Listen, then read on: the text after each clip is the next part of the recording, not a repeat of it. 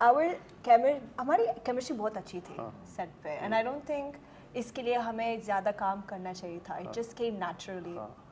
कुणाल बहुत smart director है. उनको पता है क्या करना है क्या नहीं करना है. उनका विजन बहुत क्लियर है. एंड देवेंदु इतना फ़नी है. I just love working with him. काम करने का बहुत मज़ा आया मुझे. बताइए हमको एक दो फनी किस्सा कोई ऑन सेट. सब कुछ यार, मतलब जब भी वो बात करता है ना, मुझे लगता है कि फ़नी है.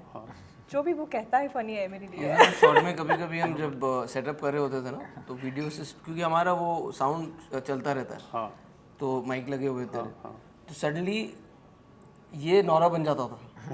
क्योंकि ये दो लड़कियां बात कर रही हैं ऐसा लगता था कभी-कभी. तो फिर मैं उनको बोलता था कैमरा घुमा, और हम देखते थे बाकायदा दो डीवाज एक दूसरे से किस तरह से बात करती है. तो एक अलग परफॉर्मेंस चलती थी.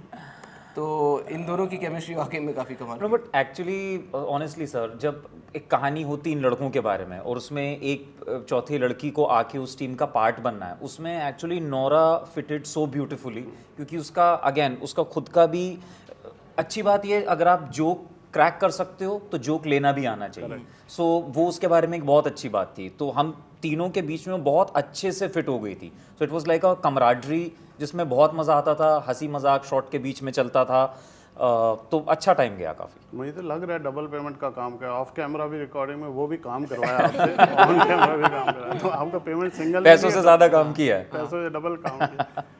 तो नौरा प्लीज़ आप बताइए, आपको फुल फ्लेजेड फिल्म ये काम किया, आपको जनरली ग्लैमर वर्ल्ड में एक बहुत अपनी पहचान है, आपकी फ़ैन फॉलोइंग है. एक्टिंग करके आपको कैसा महसूस हुआ, कि कितना आपको एक्सपीरियंस हुआ, क्या सीखने मिला?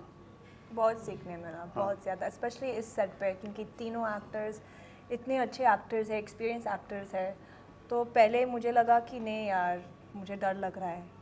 ऑफ कोर्स, क्योंकि मैं नहीं हूँ, और Devendu, Prateek, Avinash, they come with a certain experience. And also जो भी उन्होंने किया ना अब तक, मिर्ज़ापुर या स्कैम, सब लोग को बहुत अच्छा लगा. They get good critical acclaim. I have not gotten any of that. ये तो हो गई इनकी तारीफ.